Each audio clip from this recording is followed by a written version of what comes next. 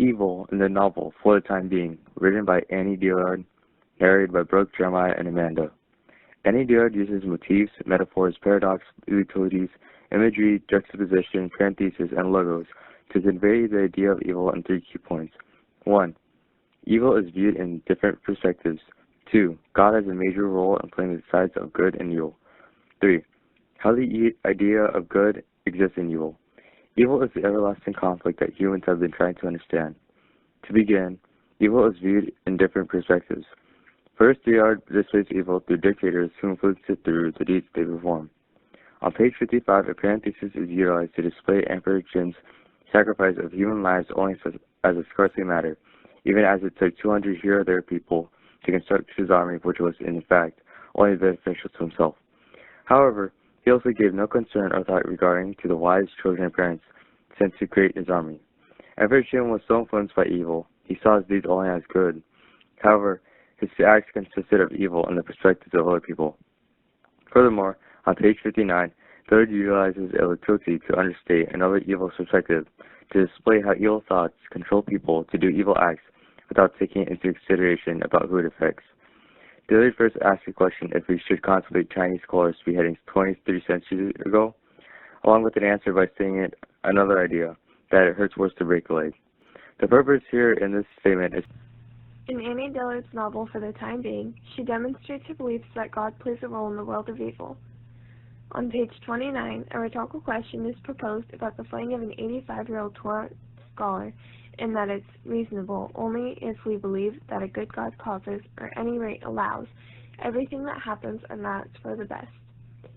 Incorporating the use of imagery, Dillard is able to voice her idea that everything that happens is meant to happen for a reason. In the act of natural disasters, God does not direct the universe, he underlies it. Page 140. It is said that God is, for the most part, out of the physical loop of the fallen world he created, let us say. Page 1.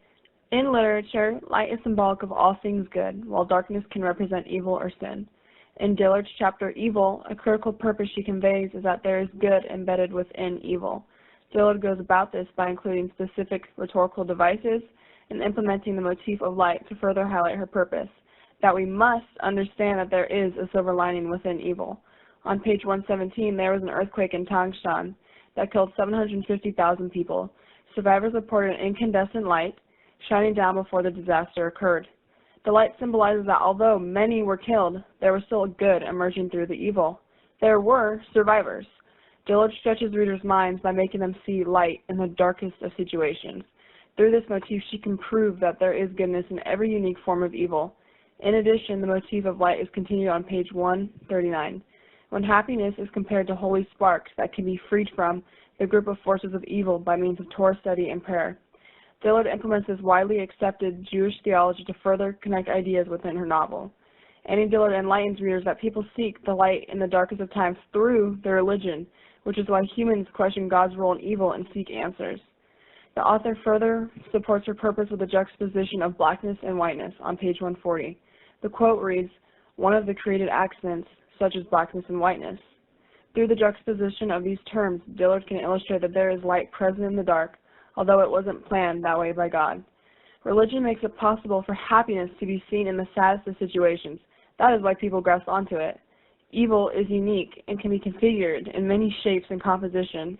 We are in a constant search to understand God's hand in evil worldwide.